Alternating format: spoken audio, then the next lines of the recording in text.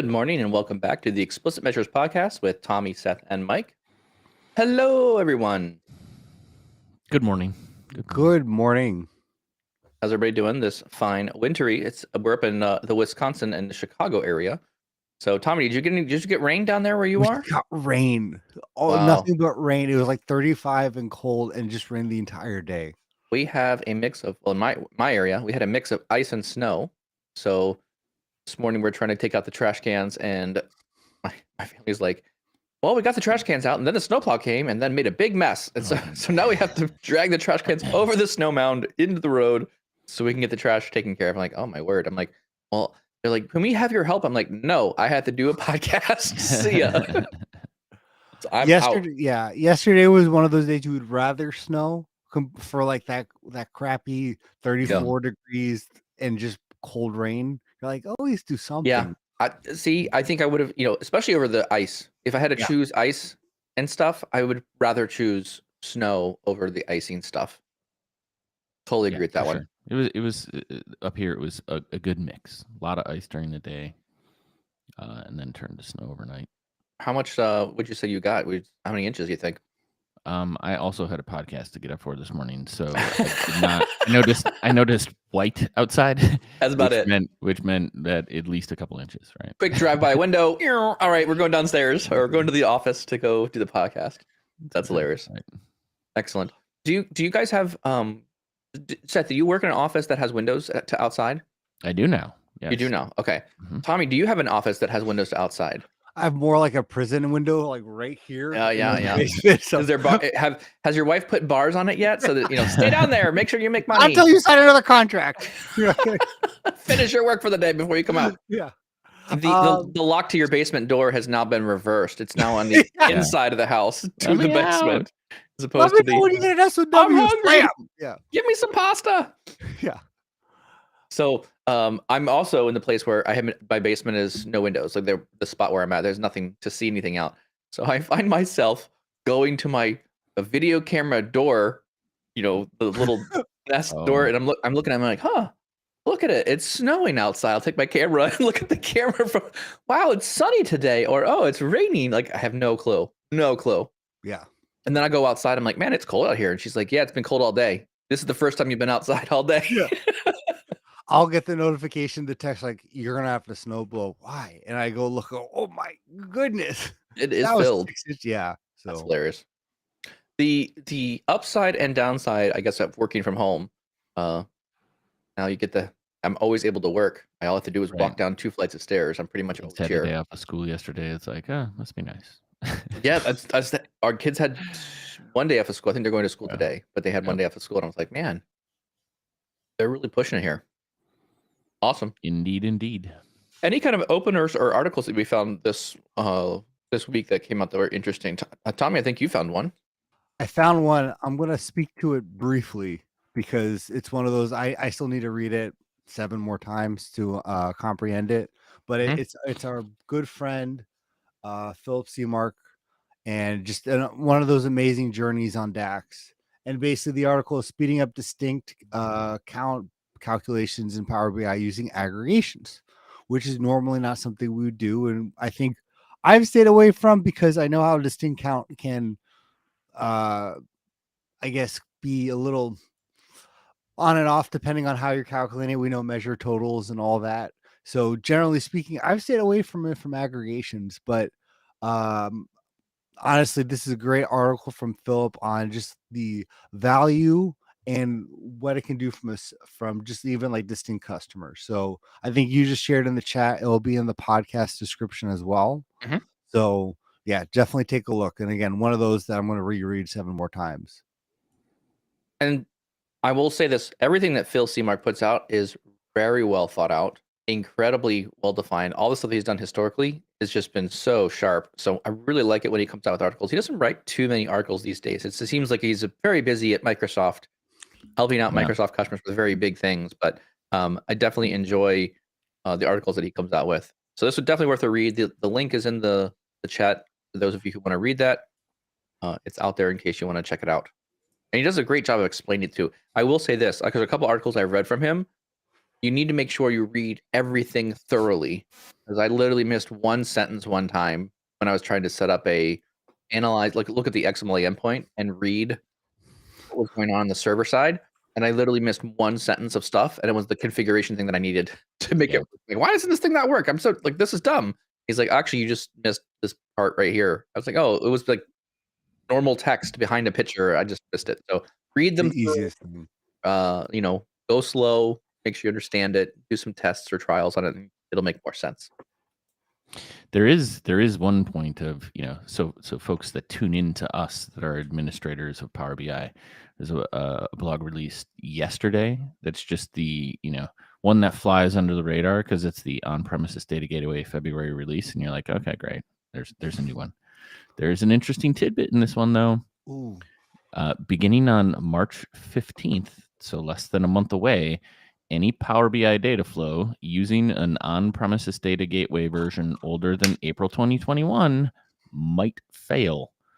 So sometimes like we get out, like we forget about those gateways that we install. And then, when something goes bad, you're going in looking at the logs and then realizing it's 8 months out of date, or, the last time you refreshed it wasn't on a cadence. So I know it can happen.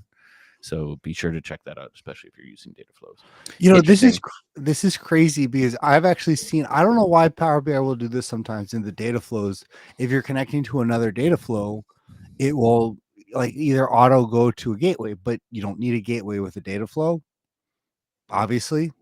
And I've seen those fail quite a bit if you're using a data flow with a gateway on, like, if you're connecting to another data flow. And so I was dealing with someone, and every time I was failing, I'm like, hold on, let's get out of this. Let's change your credentials to just your normal credentials rather than using the data flow. And everything worked fine because it was insane. So it's one of those weird things that Power BI will try to get you to use the data flow or a gateway when you don't need to. So this is very much in that same vein. I try to design things as much as I can away from data gateways. I mean, Yeah. they're good, they work, but it's just another. I try to reduce the number of steps that data needs to go through to get to the report as much as possible. So the less steps I can have, the better it is. Easier for me to get to. Right. If you are a cloud organization, right? Like, hey, things are easier. Yay. But when they're not, at the same, like, go ahead, Tommy. No, go ahead. Sorry. No, I was going to say at the same time, it's actually harder to troubleshoot problems without the gateway because it's the only place that you get the verbose logging.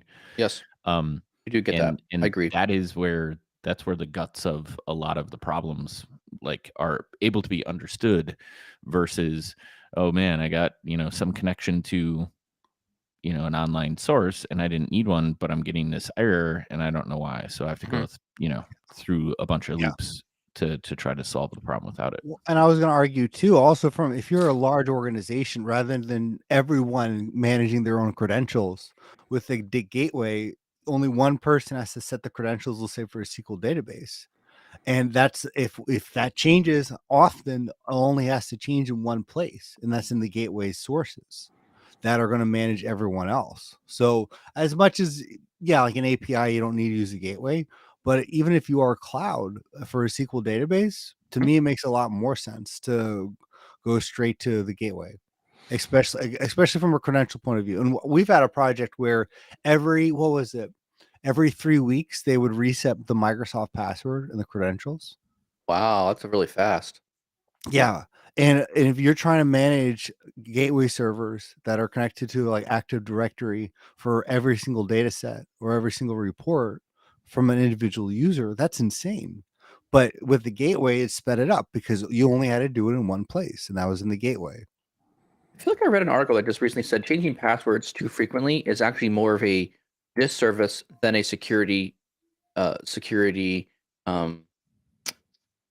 stance anymore. I think I remember seeing something. Microsoft research says the more times you change a password, the more users forget their passwords, and the more they actually want to have it written down. And you start getting the proliferation of the passwords on Post-it notes around your screen because there's too many passwords to remember because you keep having to change everything so frequently.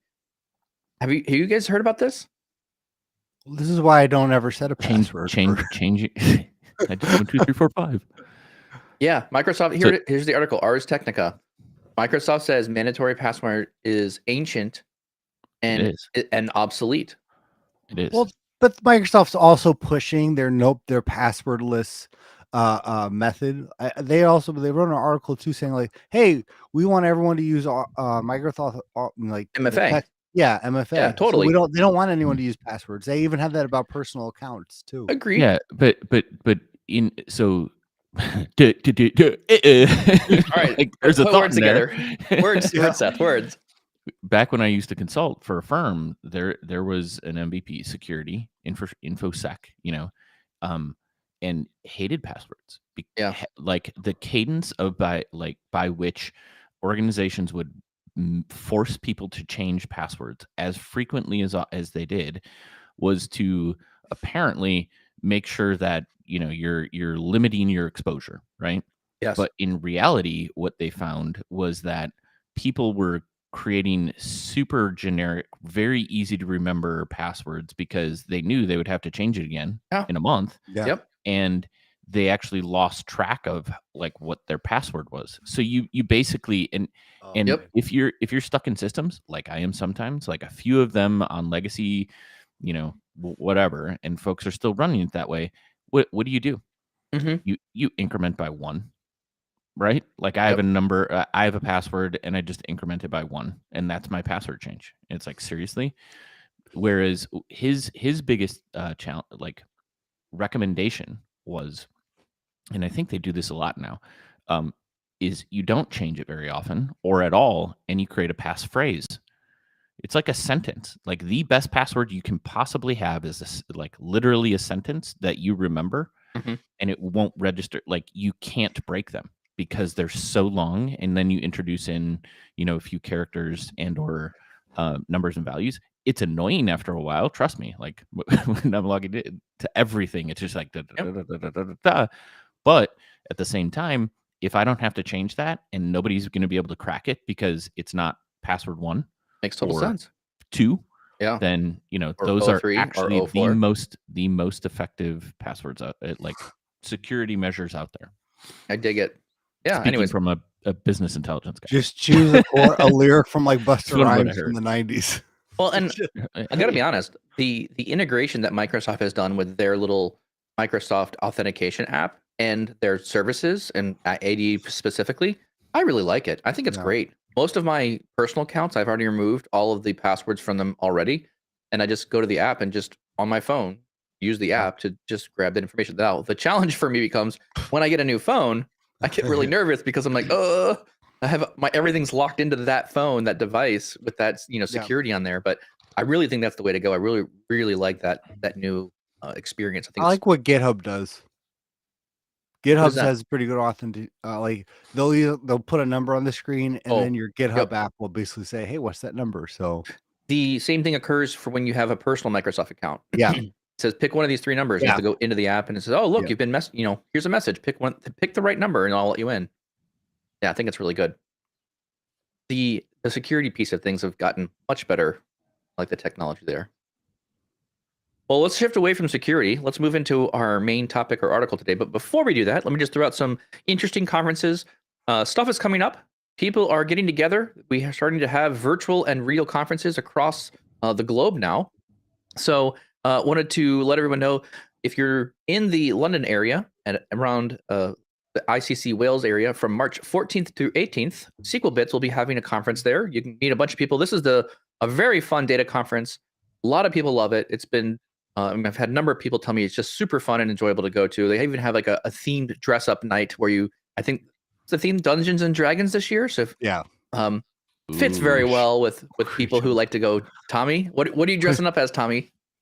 An observer to Dungeons and Dragons. An observer. Oh, dude, you better bring it, man. Dude, You got to bring it. represent. You got to represent, Tommy. Give me a polo. Go get one of those inflatable dinosaur suits. It will fit in your suitcase very well, and then you just roll around with because everyone's gonna have swords and shields and stuff. Yeah, so that's you can great. be the dinosaur Tommy, to all the swords and shields. I don't dress up. I'm Tommy, 35. Tommy. Oh boy. From what I've never attended, but from what I hear, these are the best parties, like dress up parties ever. Like, Yeah. if you want to be invited again, I'm not on SQL Bits, but I'm just saying, man, you're a speaker. You got to represent, and I want pictures. I want pictures. Yeah, I'll send you some 100%, pictures. Tommy. So Do you need some help, Tommy? Mike and I No, we'll I'm send help you you out. along. Well, Listen, you could be I Power BI got a tips guy. man. He's got Well, swords. got a guy. I guess Yeah, You can you could be take Power BI a tips sword in man. a suitcase. yeah. Just yeah. Wear everything that has Power BI tips on it. Wear everything, just the whole thing. We I will am- continue that conversation offline, my friend. But I will make you leggings that has Power BI tips on them and let you wear those as well. You name it, Tommy. Socks, I got him. Shoes, we'll add some Crocs with Power BI tips logos on them. No I got problem. Crocs, so You're Anyways, thrilled. You don't dress up at all, do you, Tommy? if you want to go enjoy this amazing conference and see Tommy wear I'm crazy dressed up things, right now in a shirt. you can get 5% off by using Power BI Tips 5 and go visit SQLBits.com. Yeah, dress up as me. Just like dye your beard, shave your head. I'm Seth. Are you Walter White? No, I'm Seth Bauer. Oh, excellent. The other conference we have coming up here is March 6th through the 10th, the Global Power BI Summit, and all of us are speaking at that conference, so you can join us there. You can visit globalpowerbisummit.com, and we will all be available. There's tons of content.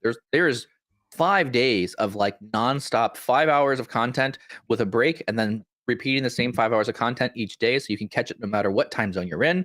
Looks like a great conference. There's a lot of good topics. I'm looking through the topics, thinking, oh my gosh, I need to just block out the entire week. There's so much stuff I want to learn about and listen to and have other people communicate about. Looks great. So that's going to be another great event. Highly recommend you join the Global Power BI Summit. It's very reasonably priced. And that's about it.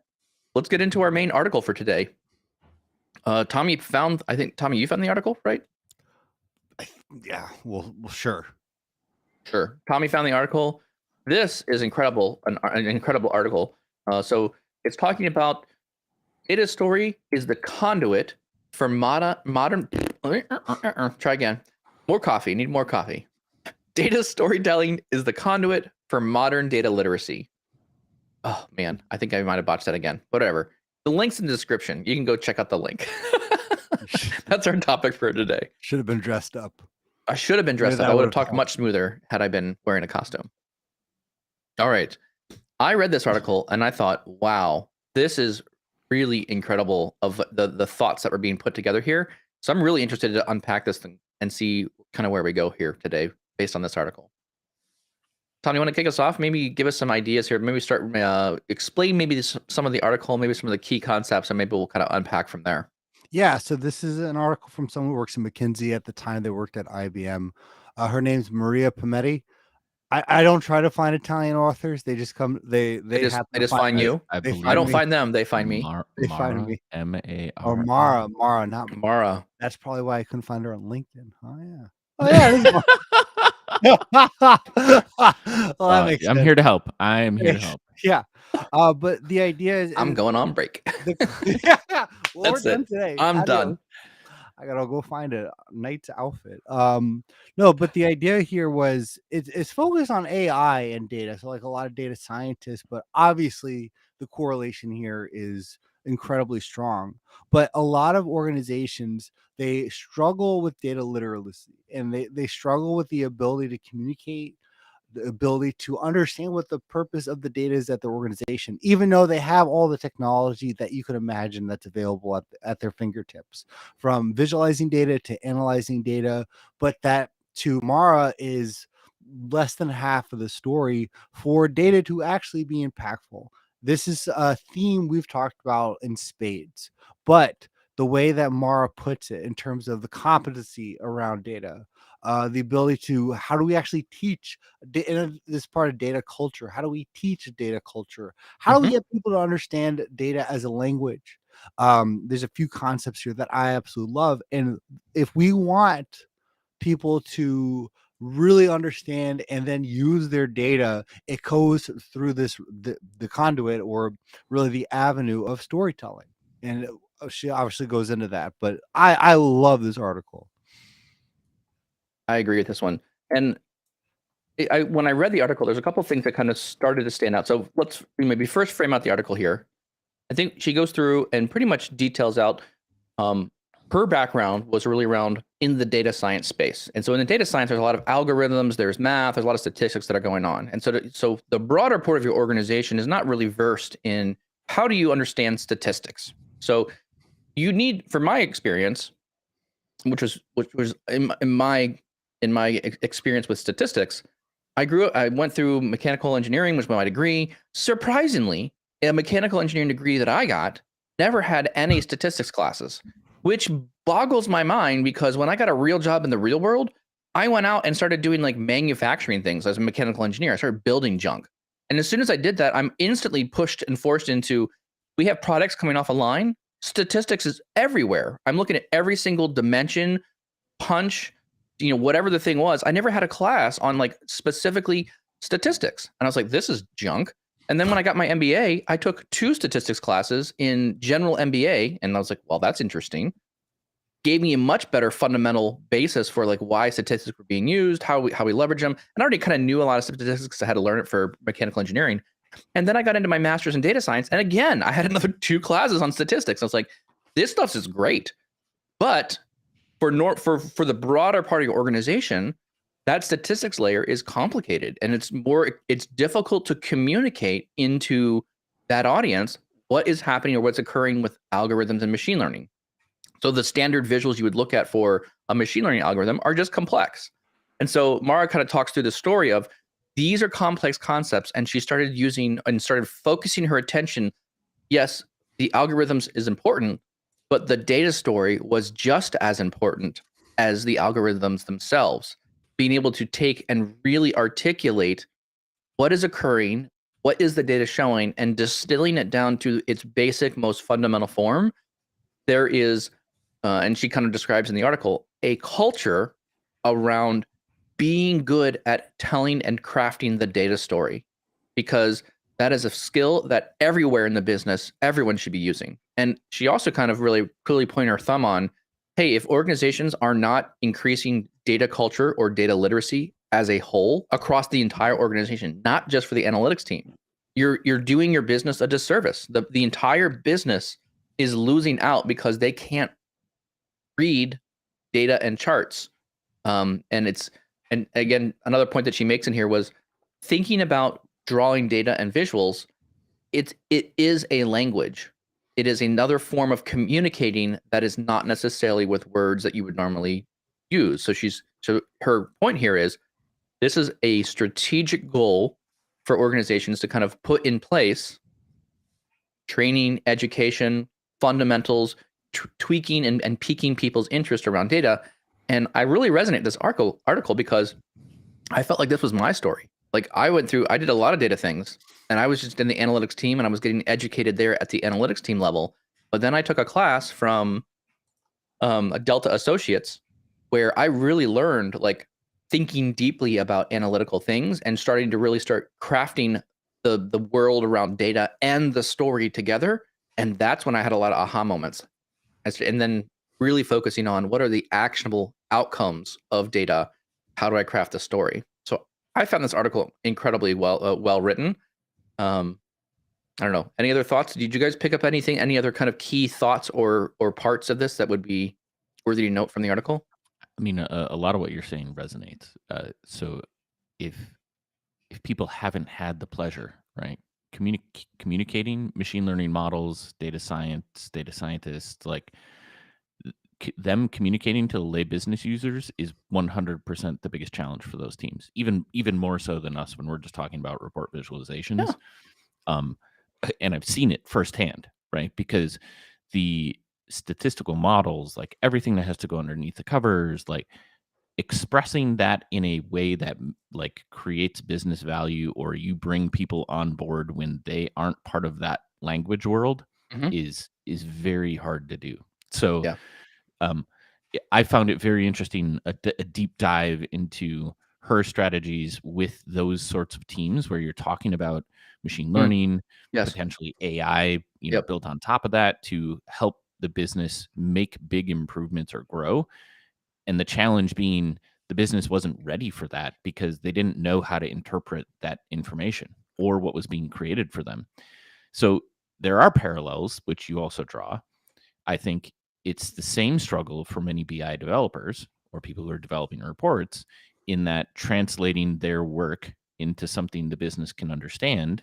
And a lot of that is upfront in our initial engagement, but also on the other side, which is having that higher level conversation or understanding the value that they're bringing when they create something, right? Like what those questions, like what is the business value? Why does it matter? What does it solve? A lot of the times developers are just, it solves me being done with this ticket. Like I created things per the requirements that were requested. I'm done. And that's not what it, like that's not the meaning of why something's being requested.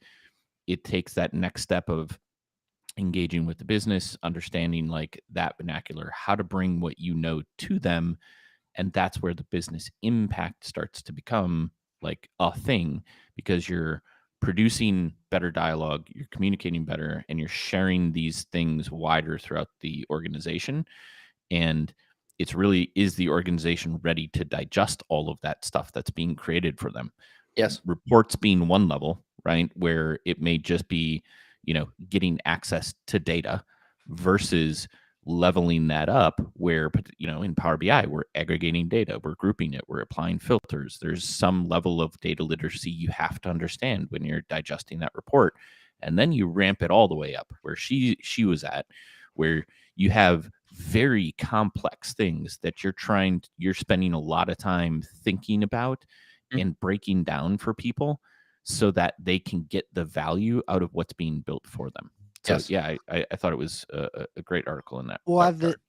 and to your point, Seth, I think one can make the argument that even with what she would consider complex, and what would be complex, I think if we were to take this in the realm of Power BI, this goes back to the mental models. If when we introduce something like Power BI with multiple pages and multiple visuals Yep. and formatting this in a different way, and if we're trying to introduce concepts, to them, it doesn't matter if that's data science, automate AI, or if it's the simple DAX statement. Yeah. It doesn't matter. Correct. To Correct. me, honestly, I really took out of here that there's two definitions of data literacy, or in a sense, there's two definitions at an organization.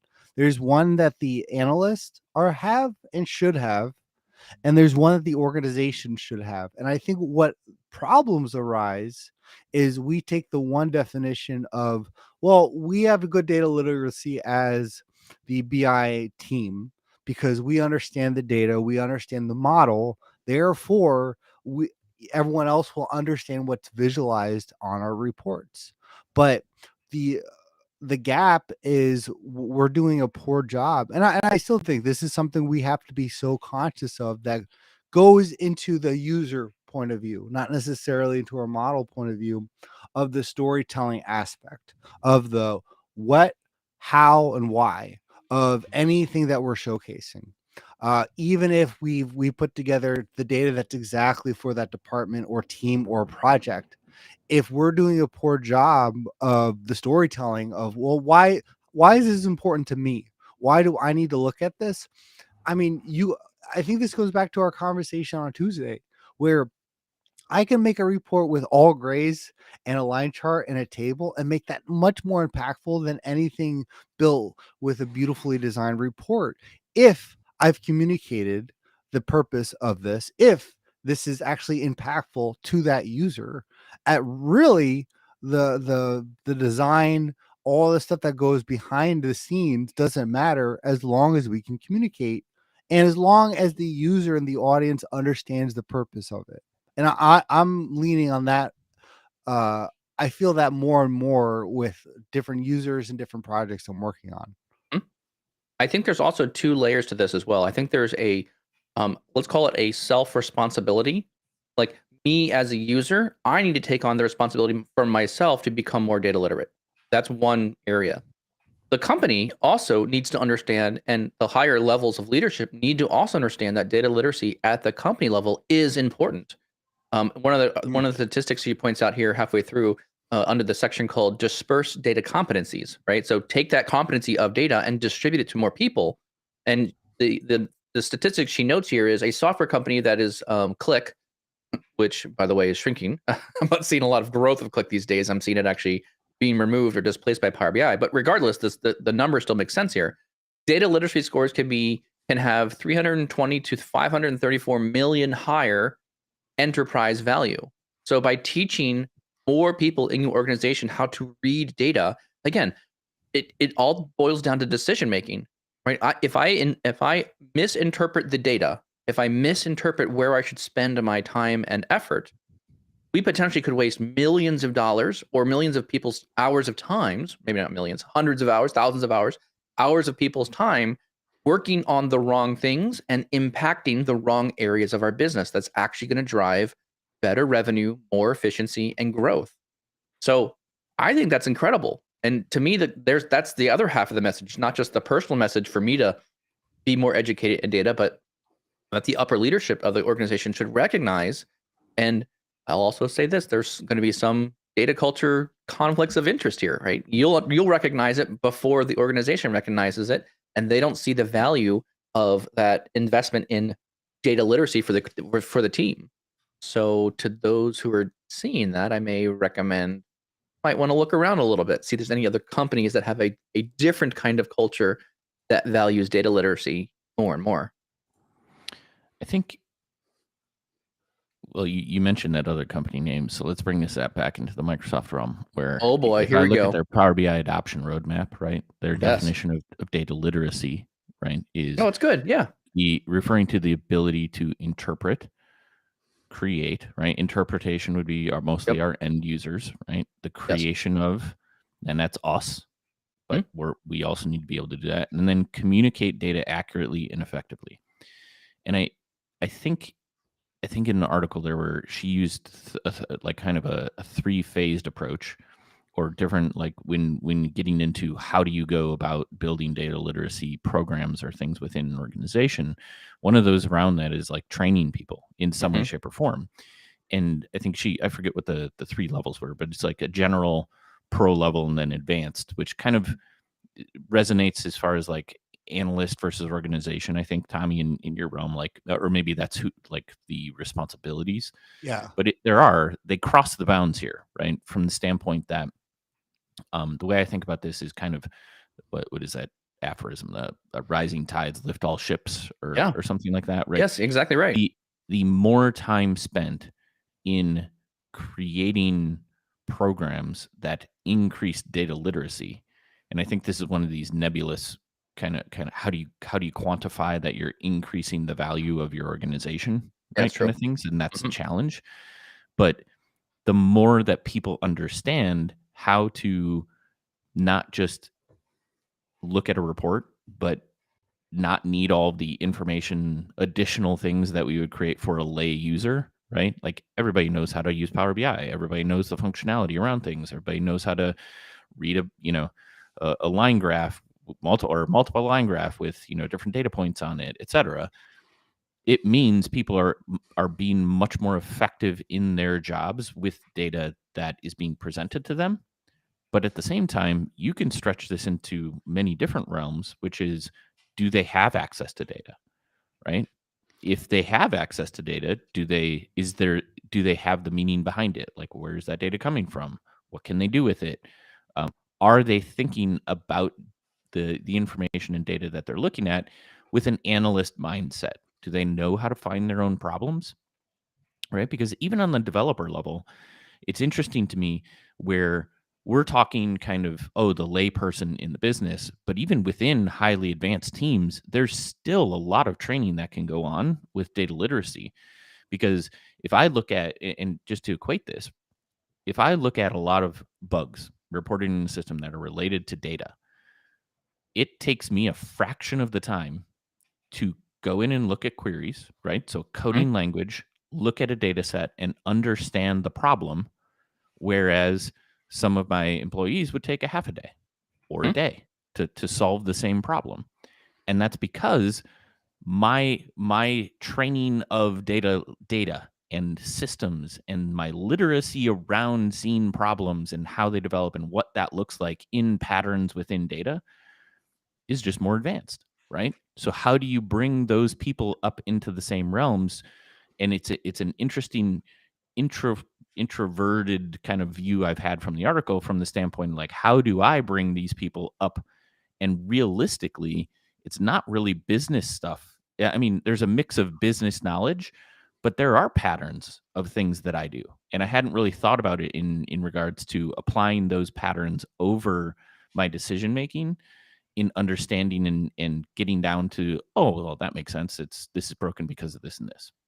Well, and I think that's where the gap is, Seth, where I don't have your job, so I don't know what you do on a daily basis that's important to you. And I think we as the analysts have a gap in our literacy with the business, where yes, I may know the data completely, and but my grammar, my language is in the data. But at the same time, if I don't know those pain points, or those pain points for you as the business, then I can't, one, even if I visualize it, if I can't speak to it, then we're going to have a problem. And much more, if I can't speak to it, if I can't speak to your problems, I can't visualize it. And I think on the other side of the spectrum, we can't assume that the business has all their definitions of the data completely right. I think our job is to work with them to come up with those definitions. One of the things that Mara says that I loved is, how do you teach a skill which is very similar to a language if you're not using it every day? If anyone's try to learn a language, if you're not repeating yourself every day, it's very hard to pick up on anything that has to do with a foreign language. And we can't assume I that love the that business, analogy. yeah, Yeah. I can't assume the business is learning the data every day, because that's not their job. Yes. And nor should I expect that. That should not be an expectation. But if they're going into the tool, and then again, that goes into the what, where, how. Yes, there's mental models that we can teach them, but at the same time, we have to. I think there is that teachable skill, but we have to do a good job of introducing the concepts of what they're looking at. One last bit on here, and then I'll stop. But this goes back to where back in the day we were very limited with how much we could create, how much data we could visualize and create. Yes. And Yes. so it wasn't a big issue, right? Uh-huh. But now, I mean, my goodness, we're churning out reports and data. So now that's where the problem, why it's a problem now, and it probably wasn't as much of a problem back in the day. So you have more and more data to look at. If I'm a user and I have 8 reports to look at, that's a lot. Well, I would maybe, I understand where I think you're going with this one. I think the technology is changing how much, or the volume of data that we can look at. And I think this is going to allude to one of the points I wrote down here that I want to talk about. But I still think the same. Maybe the volume of data was slightly less, but I think there was a lens by which data was being digested to business users. There was you're going through business objects, you're going through these other tools, and I wasn't given IT level access to these things. So I think for me, what's happening now is the technology, the computers are getting faster, the tools are getting more reasonably priced. I mean, before, if you wanted to get access to any kind of large amount of data, you'd have to pay an absorbent amount of price for a license to a software that would give you access to the information. And so some companies said, well, that's not worth it to us. We need a system that's going to pay licenses for a couple people to build these data warehouses or data marts. And then we're going to provide very small access to that data mart because it's expensive to license people to build what they want to build. I think the technology has made this a commodity. We've turned data into a commodity to some degree. The tools are cheaper, the computers are more powerful. I can eat more data than ever before with the technology stack. And so what this is doing now, and this is the point I think I want to jump on your point there, Tommy, is we are now, for us to think there's a BI or analytics team only is a misnomer.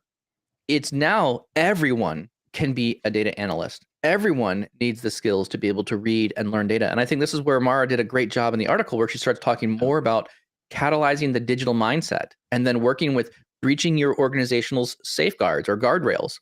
So the idea here is it needs to be teaching more people in your organization and building a training culture, a culture around how to leverage and do data better, really, again, is that tide that rises all ships. And I really liked how she kind of really articulate that, and how she started, there's a part in here where she's mentoring individual people and working with one-on-one with other individuals to help them educate and think more strategically around their data, and building basically an entire class around how do we continue to raise that data culture in your organization. The ironic thing that I found is the click survey was actually from like 2017, 2018, Wow. Mhm.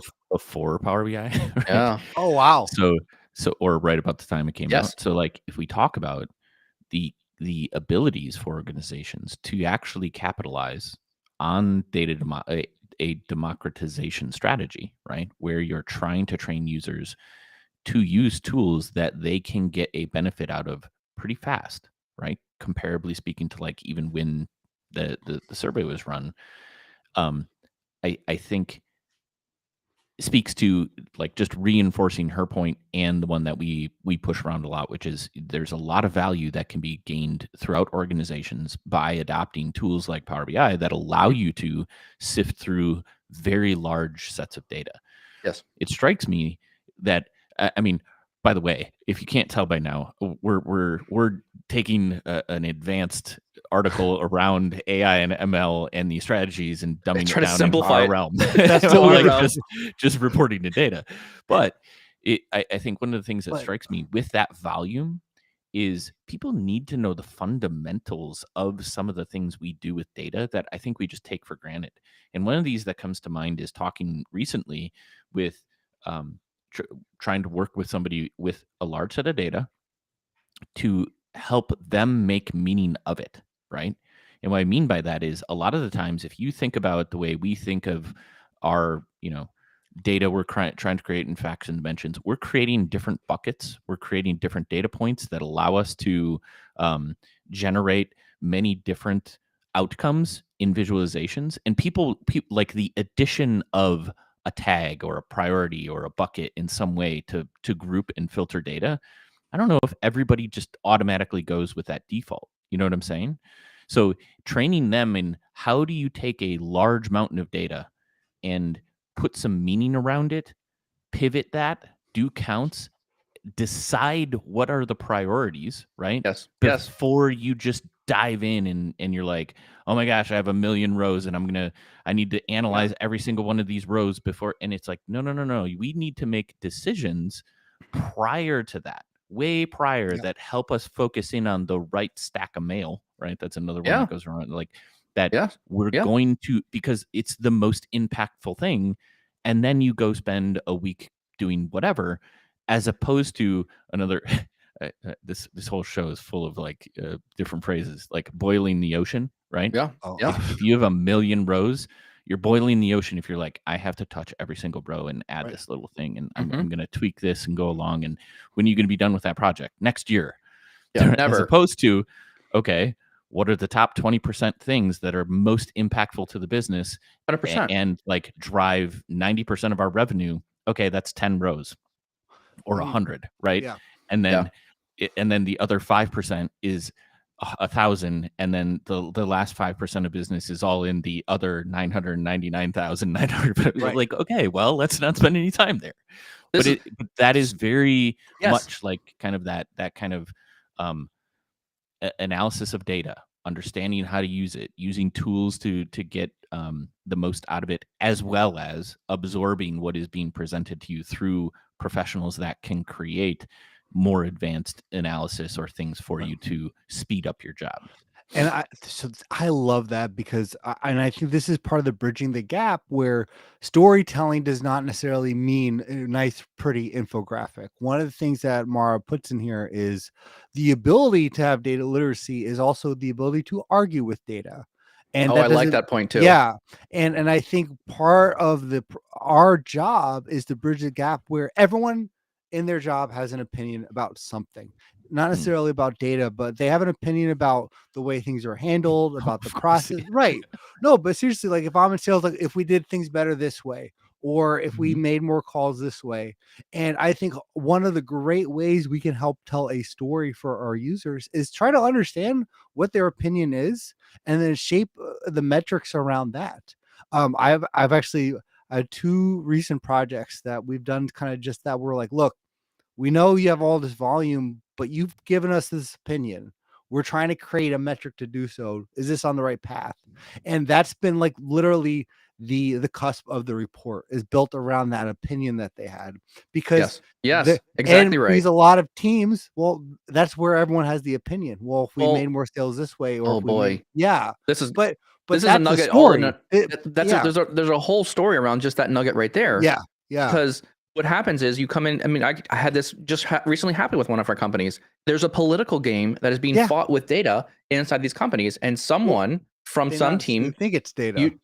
Well, what happens is someone's responsible for something, or someone's bonuses are tied to some data and information.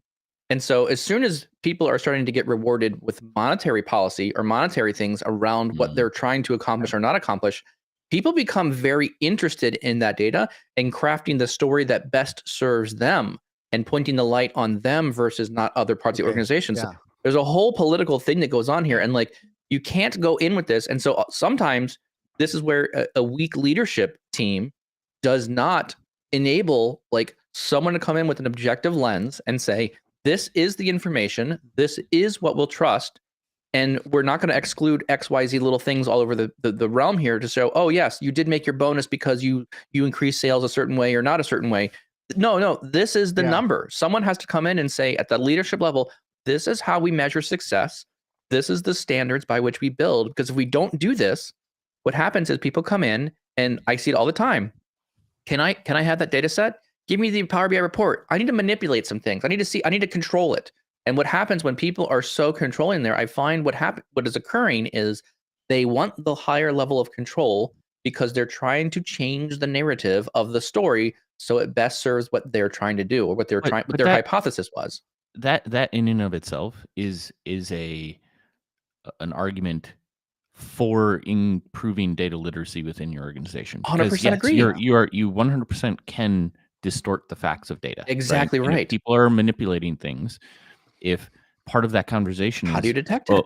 Where does this data come from? My Excel spreadsheet. Then it doesn't mean anything. Doesn't, right? Yeah, like you have that, that somebody's default like request? I do like Tommy's point from earlier though, like, and it's actually part of my presentation that's coming up in the summit is like, how do you differentiate yourself? But it's what I call the voice of knowledge in a meeting. Ooh. And as opposed to just a voice. And you're just I like it. if you have an opinion that's not grounded on anything, and where data literacy helps with a lot of this is if you understand the data behind the scenes and the insights, right, that are being provided, and this is now part of your knowledge base when you come into meetings or offering your opinions, it's grounded on value, right, as opposed to, not saying that our previous past history, or you have to make every decision on data, but you should. At the same time, if you're steering direction of certain things, it should be based on something, which is also why, like, our organization's shifting in this year from OGSMs into OKRs, and the nuance there. Also talking about that in my my presentation, but like what I love about the OKR framework above and beyond the OGSMs was like every objective has a key result. And if we're talking about something, we should all be on the same page about what that key result is. And your opinion has to align to an outcome that we can measure. Yes. And if we're talking about like measuring things, and like these are all data terms, right? And people don't understand like what we're driving at, and the literacy is very low. I think you're gonna have a harder time having teams and people build great, good, measurable OKRs that the business can like project and launch off of. Right. So all of this is just kind of intertwined. And there's a huge part of that too, where I think the literacy, that concept is on both sides, because like too often when we hear data storytelling, we're telling the story, we're going, here's your story. That's to me, that's the same thing as like someone telling you, here's the book you're going to read next. You're like, I don't want to read that book. Right. Like that topic does not interest me. And I think a lot of times we have to do a good job of understanding what their story is. And then we can create those measurements around that, to your point, where you can tell a random story, but that might not be pivotal to that user or that team, where we have to really go in and try to understand what's the story. What is their, what is their conflict right now? And going back to both your guys' points, and then creating that measurement around that. And I think it takes a lot more effort, because now we still have to do all the modeling and all the DAX to figure it out. And it's probably going to be some more complex DAX because it's not just sum of sales. But what that allows is something a lot need to more change your tables, simplistic. though. Yeah, Like, you're gonna have to change it. You Yeah, have to make the model better, Tommy. If you have complex DAX, you built your model tables wrong. That's the point here. Yeah, of course, right? Yeah. So, yeah, of course. Yeah, I was using the wrong API and my Yes, power query exactly. was struggling. You have Yeah, too much unstructured data. You've got exactly. to build more tables around it. Yeah, Mike's opinion: if you use a filter in your DAX, then you've do too complicated. Yeah, your model is too complex. You need more facts and dimensions. Inside joke for Power BI devs. You probably weren't using a star schemas, Tommy. You're probably a snowflake. That's why. Wait, your you've DAX never is used a difficult. calculator inside a calculator? Databricks will solve that. It's no problem. Databricks will solve it. Exactly. Yeah, exactly. Yeah. Upstream You calculations. calculate table. You obviously are a noob. Oh, So noob. Not like the guy from The Simpsons. But no, Sorry. but honestly, like something that I've just this point that arguing the data is not just for us as the business developers or the analysts to figure out. Yes. Is how do we help them argue with data? And if they can do that, because that's going to be something that they're probably having a discussion within their team. And if we can help figure that out, then we can tell a story. And to me, I've this whole time, honestly, when I've heard storytelling with data, it's like, well, just say beginning, middle, and end, and whatever the data is. It's like, well, that is missing the point. Where because again, it's like, well, whose story is it? And I'm going through that more and more on what are we measuring and start there, and it makes things a lot more simplistic. Honestly, something I'm still struggling with because I still think with all the modeling and all the calculations, you have to showcase it all. But realizing if you showcase and you tell that story with 2 metrics compared to 10, you're going to do a much more impactful job of what are they trying to figure out. So I don't know. That's just one of the big things in here that I loved when it comes to data literacy is that ability to argue with data, both from the analyst and the user. Love it. I think to me, data storytelling on a high level is our ability to craft the message around a particular report, right, and communicate effectively, like what is the value provided within it. What has helped me, I think, in developing. So that's a higher level. I think that even any developer of reporting can add on, right? But what's helped me in the development of reporting is actually not thinking about what I'm presenting as just data, because data for data's sake is nothing. Like it's just a bunch of stuff on a screen. It's driving for insights, right? And do those, like, why am I developing that insight? Do I know what the action is that the end user is supposed to be taking or wants to take by looking at these insights? And that's allowed me to take just data and put meaning or wrappers around it, right? Or apply logic or present it in such a way that is going to allow an end user, whether it's an analyst or somebody who's just looking at KPIs, to be able to quickly digest as fast as possible those rolled up insights to make a decision, so that they don't have to like do one of my biggest pet peeves, which is use my report as a report for their own report, right? Where they just dump data out of a report. Then this goes into like, well, I'll just give you data then. You can go do this stuff. And then when you've figured out what you do with it and what insights you gain and roll up to, then come back to me and I'll build that for you in an automated fashion so you don't have to do that. So that's kind of like, for me, how this all rolls in, because it's very easy, I think, on a high level to talk about data storytelling. We do this in the journalistic reporting, right, where it's you craft around an infographic or something that you can really dive into. You spend a ton of time and it navigates prettily through this, beginning, middle, end, whereas a lot of our reports won't do that. But you are creating them for a business purpose. And if you understand that high level story of where that fits in and the value that it's bringing, that is, I think, where this fits for me, and why increasing data literacy within organizations is extremely valuable, because the more that's produced across the organization, and if you can get other people to start developing reporting in their own way, where they know this knowledge, like the business story, and they're figuring out their own data problems and creating their own insightful reports, is where things really start to happen. So I think we should call this next part of the segment is what would Chat GPT say? Oh So, no. so What can you do? what can you do? So I literally asked organization. again. I keep doing these things, and it's just so interesting to how close this thing. Where things that we're talking about is like recommendations that ChatGPT. So we're either as good as the AI or the AI is as good as us. I don't know what's going on here, but so ChatGPT, how do you build a data culture within a company? That's my question. And then it goes, define the company's data strategy. Yeah, makes sense. Educate your employees on the value of data. It's essential to educate your employees on the value of data and how it can help them make better decisions. Yep, totally agree with that one. Develop a data-driven mindset. Yep, like that would encourage data-driven mindsets using the core values of the organization. Build a cross-functional team.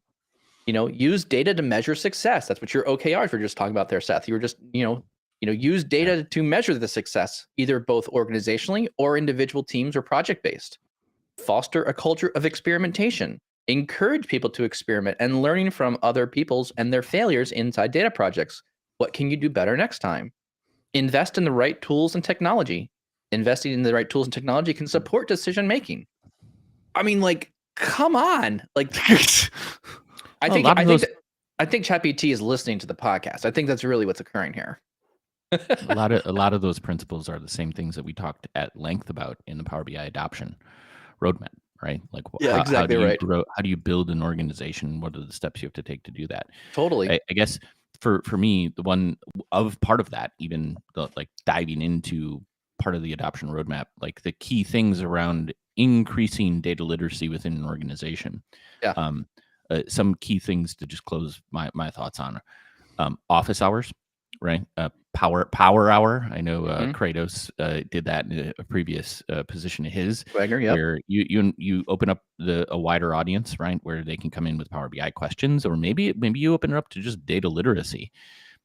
Co-develop with people, right? Using the tools, best practice reviews, right? Like as people get spun up into different things. A central hub for information, which is always a good one, like whether that's Confluence or SharePoint, or where you can have a back and forth communication with business as well as materials and documentation, etc. And then training, right? Like having the professionals who know these types of things come in and do a presentation. Totally. Ideally with an outcome where the users start to take those things into practice and make data more meaningful in their jobs, right? Because the more people that do that, the better decisions you are going to make and the organization is going to make. Yeah. Go ahead. You go, Tommy. I was going to say my last tidbits is one. I think there's a whole other episode here on the teaching side and how do you actually grow it. But I would say I think it's the communication between developer or analyst and the business is so essential, and really getting on the same page. Not just what report do you want, but understanding the having that empathy is a big part of this and something we've talked about. But just collaborating rather than communicating with them, I think is a big part of this. I like the article. So inside the article, there was a section called Arguing with Data, which takes you out to a link on how to build data literacy within your organization. And there's like a good number of steps there. And I'm going to also echo a lot of these points as well. Distinguish between your data literacy and what technical literacy means. You can be very technical with data. You know how to run the SQL, but you're not really data literate. So what does that mean from a skill set standpoint? I think it's also very important here in the article talking about getting a baseline of your employee skills. Figuring out where people are at and helping them get to the next level or two above that, giving them a plan. And then I think down here towards the bottom, it's there's a couple other items here that I think I resonate with is make sure your leaders are involved. Leaders have to buy into this. Leaders are going to have to commit time and effort and learning to the organization so that they understand that this is important. The culture of our data and how we leverage this is part of everyone's job. It's not just the analytics or the BI team. And I think right now, companies that continue to treat the central BIT or the COE team as they just do all reporting, I go ask them for reports, I think you're shortcutting your business. I think you are not enabling the best value from your company by focusing only on that single team and throwing everything over the wall at them to make sure they just keep producing all the reports. I think there's a broader story here where everyone should be able to start being a bit more literate. And, the tooling that I see, the technology is allowing us to give access to more data further upstream. I don't have to give you a pretty groomed report all the time. I may give you access to a data model, or I may give you access to raw data tables from maybe a data flow or from a SQL server. I think that needs to be more of the commonplace than an exception these days. So anyways, great topic today. Super excited about deep diving on this. We'll probably find some more articles from Mara again that we'll have to go look at, and maybe we could find some other great articles around this topic as well. Thank you so much for spending your time with us. I know your hours are valuable, and for those of you who are just trying to get through their day, I appreciate you spending an extra hour time with us. For some of you who listen to us at 1.5 speed, I will slow down for you a bit so you can hear me as I'm my normal speed. So in the chat, people always catch up and try to, all the snow today, people are trying to catch up. Our only request to you as a listener of our podcast is, if you like this topic, if you like what you're hearing here, please give us a thumbs up and share it with somebody else. We really appreciate you communicating that you got some value add here from us today. And that's really the only way we were able to promote this, is word of mouth. We think is the best way. And we'd love it if you would just let someone else know, either at work or maybe on your social medias. We'd appreciate it. Tommy, where else can you find the podcast? Yeah, at the same time, make sure to subscribe on Apple and Spotify to all the audio podcasts. Make sure to leave a rating there as well. If you feel so inclined, if you want to join the conversation live, you can at 7:30 a.m. Tuesdays and Thursdays on PowerBI.tips on YouTube and LinkedIn. Hopefully it's a good rating. I mean, hope it's a good comment. Yeah. Do what you want. Yeah. Do what you want. Do you. Leave your data. Awesome. Thank you all very much. We appreciate your time. Have a great day, and we'll catch you next time.